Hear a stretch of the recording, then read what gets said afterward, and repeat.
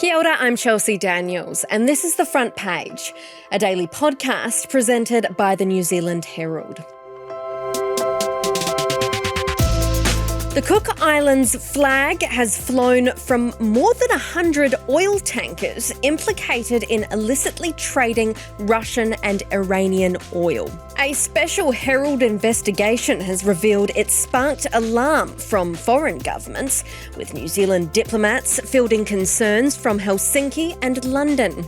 Our Foreign Minister Winston Peters has labelled the issue alarming and infuriating. So what is the link between the Baltic Sea and the Pacific? And how has this been allowed to happen? Today on The Front Page, NZ Herald business investigations reporter Matt Nippert is with us to explain what it all means and why we should care. First off, Matt, what's the significance of flag flying on a ship? So, I assume that that's just a requirement of the high seas. Do you have to have a flag flying on your ship somewhere? I guess the simplest way to explain it is, cars need license plates and ships need flags. Of course, when you're driving a car, you don't, particularly in New Zealand, you don't tend to cross borders unless you've gone a long way out into the Tasman Sea. However, ships, by their very nature, are sort of international vessels. They'll start off in one country, in one port, and travel through the waters of many others and probably end up somewhere else. So it doesn't necessarily have to be tied to either end. Also there is this issue of being in international waters. When whose law applies in there, and turns out if you're on board a ship in international waters, the flag state's laws apply. Flag states also have a crucial role in determining employment conditions for staff, the crew aboard the vessel, and also maintaining safety standards. So it's a bit of like a license plate and a WAF. Right, and so that's why you see, sometimes if something happens on a cruise ship, we always see them talking about what flag does it fly under or something, because that constitutes what laws are going to be. Yeah, that's right. And so there's a lot of different countries offer sort of flag services. I mean, the biggest one in the world is Panama. Panama's doesn't own a lot of ships. Obviously, they've got the Panama Canal, and lots of ships go through. But also countries like the Marshall Islands and Palau, they sort of run bustling little ship registration services and have built legal frameworks around that. What first alerted you to the fact that there were Cook Islands flags hanging around the Baltics?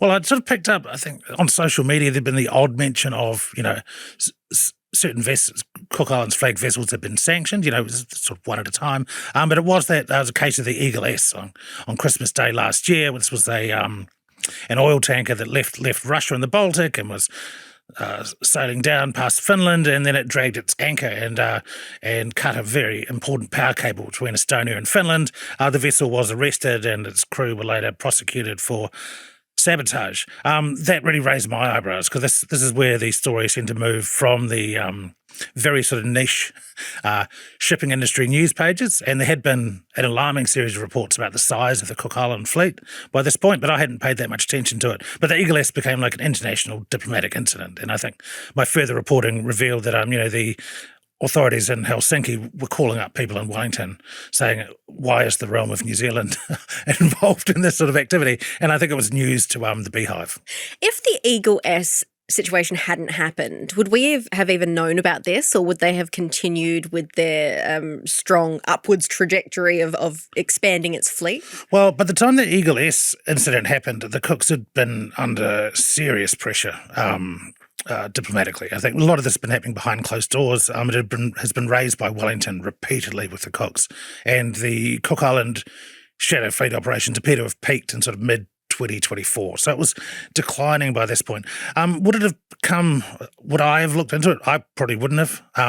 It was the trigger for me to start digging deeper.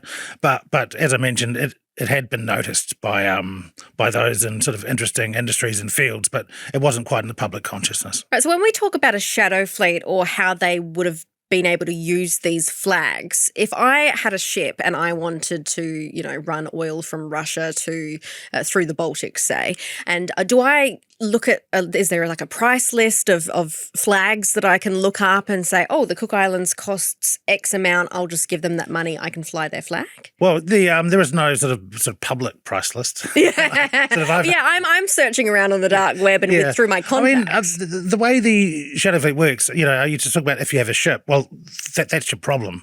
What you'd want to do is decide you want to ship oil from Russia, and you'd buy the oldest ship you could find because it'd be the cheapest, and then you'd find a place to register it, to flag it cheaply. I understand the Cooks have been, they're sort of more at the budget end of of flagging of the flag authorities. You can get it registered. You'd try to find an insurer that would cover you, and then I guess you'd hope you didn't get caught, because since the invasion of Ukraine, exports of Russian oil have been, if not outright banned, very heavily monitored. I think there was a price cap at some point. But I mean, I have read some international reports on this, that the profits to be made from this trade are such that your old oil tanker only needs to make 2 or 3 return trips, and you've paid for the boat. Oh wow! How much does a boat go for? If I'm looking at I'm assuming that these boats are like decades old. Yeah, most of the shadow fleet are sort of towards the end of their lives, sort of several decades old. I mean, you'd be looking at 50 million and up, depending on how seaworthy you wanted it, I guess.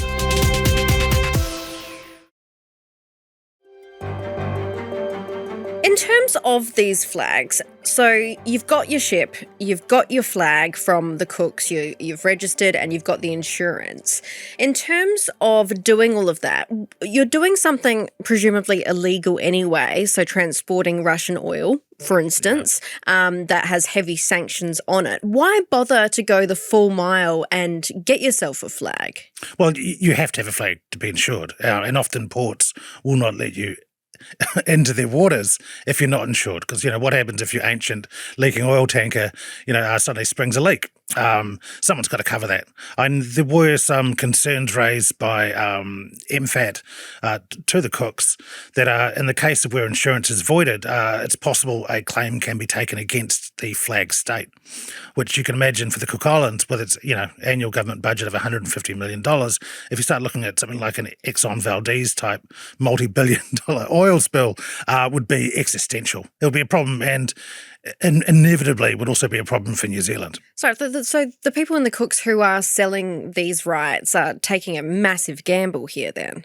Well, I guess, they rely on their clientele to, follow the rules and ensure they're insured. But to what extent do they conduct due diligence that these people are actually undertaking these steps, and what sort of risk profile do they have, is really an open question. And having a look at their activities over the last 2 or 3 years, they really need to answer those. Well, let's have a look at the numbers. How many ships have been part of the Cook Islands flagged fleet in recent years? Well, I did considerable piece of analysis, mainly looking at their tanker fleet. So before the invasion of Ukraine, they sort of had about 60 vessels. Most of them were small, sort of more coastal trading. However, from that period, they signed up over 100 new vessels. Most of them were really, really large oil tankers. And there's a graph in my story, and you can see it triples in size in 2 years, and then rapidly declines as the ships get repeatedly sanctioned. So when you're talking about 100 large oil tankers trading continuously for several years, that's a lot of oil. And also tell me, the flags popped up in other situations as well recently. Yes, so the key part of my analysis is on sort of recent activities with Iranian and Russian shadow fleets. But there have been dubious vessels registered to the Cooks over the last decade and a half. In fact, during the entire period of its operation. I mean, I found a Russian oligarch's super yacht was seized, in one of the first waves of sanctions that came out of the US because its owner was closely associated with Vladimir Putin. Then also found a Swedish sex trafficker who was in a Philippines prison he wasn't taking possession. His British Virgin Islands company was taking possession of a $1 million yacht, also with the Cook Islands flag. And finally, I also found the Cooks were offering both flagging and licenses to carry guns and ammunition to a Russian mercenary outfit that, later sort of split and became the Wagner Group. In terms of, these are all highly random situations for the Cook Islands flag to be involved with.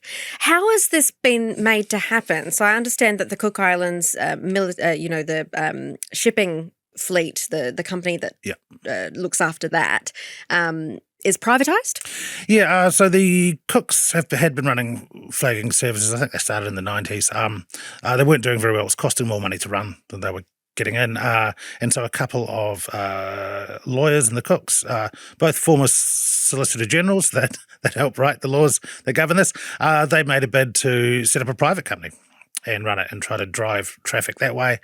Yeah, and that sort of close relationship between government and this private entity has continued. I mean, one of the founding directors went back into government after founding the shipping register and became Foreign Secretary. His son has now taken over his father's position on that company, and he's also Foreign Secretary of Maritime Cook Islands, while also,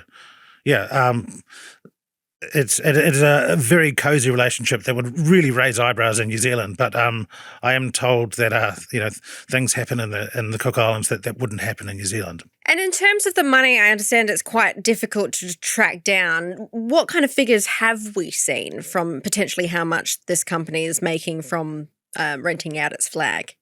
Well, one thing that is quite clear is the Cook Islands government isn't getting very much out of this. I think initially when it was set up in 2000, they were going to sort of split revenues sort of equally. However, Maritime Cook Islands found it pretty heavy going, and there was an agreement struck that sees just an annual fee paid to the government, and that typically has been around $40,000, $50,000. So not a lot. In terms of how much the Maritime Cook Islands is making, they're a private company registered in the Cooks. They've got no obligation to file reports. So we don't know for sure, but I'd estimate, their typical annual revenues will be in the low millions. And working out how much was made from this recent surge in sort of dubious oil tanker registration, well, that's a very interesting question. But I imagine it's again, probably in the low millions. So it's not a huge business story, but, pretty substantial sums for a place like the Cooks. Well, and especially when you've got diplomats in Helsinki calling diplomats in Wellington being like, what's going on here? And then the embarrassment of us not having any answers. Well, yes, I have seen the OAAs, and, there were stern questions asked to the Cooks saying, what is going on here? And seems to be that there was a distinct reluctance to discuss Maritime Cook Islands by the Cook Islands government. Huge reputational risks. I mean, the way it's been put to me by diplomats is that, New Zealand's taken an active stance on the war in Ukraine. We are providing military training, support, economic assistance to Ukraine, while at the same time, and also passed our own Sanctions Act targeting Russia, while at the same time part of the realm of New Zealand was sort of flagging a large fleet of tankers to work for Russia, to allow them to raise revenues, to allow them to continue the other side of the war. You don't want to be funding both sides of a war unless, you're a really dubious arms dealer. And I think New Zealand is not angling for that.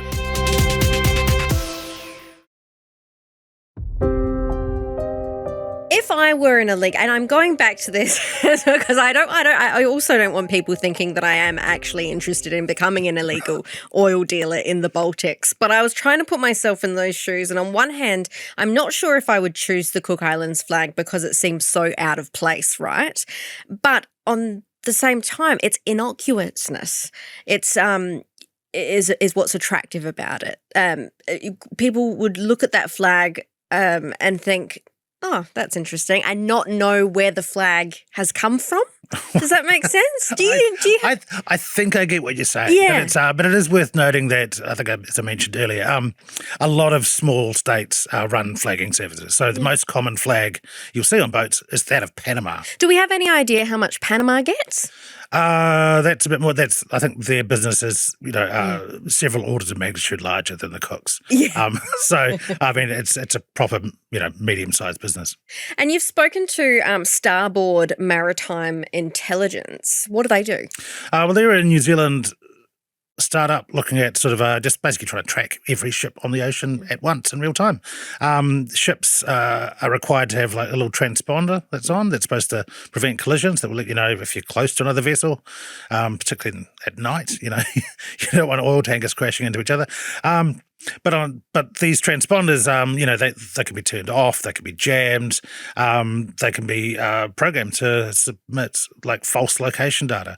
So what Starboard does is also meshes that with satellite imagery, and it's amazing to see what technology has done now, that you can get close, sort of not quite real time, but quite recent satellite imagery, and you can look at part of an ocean where a transponder ping was coming, and sometimes there's not a boat there, which is usually a good indicator that transponders have been messed with. So what Starboard does, they fuse all the stuff with ship ownership information, insurer information, flagging information, and try to build like a risk profile, again, based on sort of the age of a vessel and where it is, and how dubious its tracking information has been. And they've been providing that data to national governments and large logistics companies for the last couple of years. I think they just recently raised $23 million in Series A funding. So they're a company to keep an eye out for. And they've done amazing work for me on this story. They were able to build me a real-time map of the Cook Islands tanker fleet, and I've published some of those tracks, and they're pretty amazing to see just all those really solid white lines coming out of St. Petersburg and Crimea and winding their way around to China. Yeah, and it's interesting as well how because they're obviously living and breathing this data and seeing where all of these ships are going. Do you think that the general New Zealand public would be shocked to see maybe a map like the one that you published this morning? Well, I think that map tells the story. And again, while there have been sort of whispers and traces of this that have come out over the last few years, when you ask the question, well, what was the Cook Island fleet doing when these dubious registrations were at their peak, it's very clear they were shipping Russian oil, because you don't take a full oil tanker to Russia to offload oil. I mean, Russia's an oil exporting country, so it's very hard to sort of explain that away as a couple of rogue operators. It looks like almost every single tanker the Cooks had flagged was engaged in this trade. And the fleet's gone down though since then? Yep, they've dramatically pruned it. It's actually smaller than it was in 2022 now. Were they getting a bit too much attention? Well, they were certainly getting pressure from Wellington. I think New Zealand had signed up to an initiative from the United Kingdom to crack down on the shadow fleet, and someone went and checked, and the Cook Island Register indeed had a bunch of sanctioned vessels on it, and so there were some queries as to why they're still there. Maritime Cook Islands, I think, in February of this year decided the risks were too great and they were no longer going to allow their vessels to operate in the Baltic. And by May, they decided actually any Russian oil is just too difficult, too risky. And so, now that I think the only two sanctioned vessels that remain on the Cook's register are, the Eagle S, that arrested tanker suspected of sabotage, and that's at the request of authorities in Finland, who don't want this vessel going off the books, and also the oligarch super yacht that was seized in 2022. The FBI thought that was an absolutely great score, but unfortunately that's got tied up in a legal dispute, and the US government is paying $1.5 million just in maintenance. Here's a hot tip for your viewers: do not buy a super yacht unless you can burn $1 million a month. Well, I'll note that down for next time the lotto gets up to 55 million. What's Winston Peters said about all this? He's issued some very strong commentary on this. Described the Cook Islands flagging, particularly of the Russian shadow fleet, as alarming and infuriating. I've seen concerns about this predate the sort of big China issue that blew up between New Zealand and the Cooks earlier this year. It's getting quite salty. Oh, it's beyond that. It's entered into a deep freeze now. I mean, so there's a range of issues that New Zealand has grown increasingly frustrated over, and basically hasn't seen any back down at all from the Cooks. Because, the Cook Islands is left in this very awkward position that it's not a dependency. It's not run from Wellington, but it's also not independent. So it gets a lot of local autonomy. It can run, its own local services and justice system, but foreign policy is supposed to be sort of overseen by New Zealand. And that's been the real tension point where, running its own shipping registry is sort of in that grey area, and signing deals with China also in that area. And so from what I understand, the relationship between Rarotonga and Wellington is the worst it's ever been. There haven't been any formal meetings between ministers on both sides for over a year. Where to next, do you reckon? Yeah, well, the shipping registry, I mean, they've cleaned up their act, but huge questions remain as to how they could allow themselves to be effectively exploited by Russia and Iranian interests to sort of export, billions and billions and billions of dollars worth of oil. But at the same time, it kind of sounds like the Cook Islands government isn't getting enough from this privatised company as well. No, well, they're getting very little. They did defend themselves and said, the company does employ 20 people in Rarotonga. Some of them pay tax. It's my own opinion. The risk sort of reward equation here is a bit too heavy on the former. In terms of the relationship between New Zealand and the Cooks, there needs to be some dialogue down the line. But I think the Cooks need to have a think about whether they want to be independent or not, because if they want to, print their own passports and become like a dodgy haven for crypto and run their own shipping registry as they want, then they can do that as an independent state. Although it would be quite difficult given only 17,000 people live in Raro to sustain that. But there are some microstates out there. Thanks for joining us, Matt. Thanks for having me, Chelsea. That's it for this episode of The Front Page. You can read more about today's stories and extensive news coverage at nzherald.co.nz. The Front Page is produced by Jane Yee and Richard Martin, who is also our editor. I'm Chelsea Daniels. Subscribe to The Front Page on iHeartRadio or wherever you get your podcasts, and tune in tomorrow for another look behind the headlines.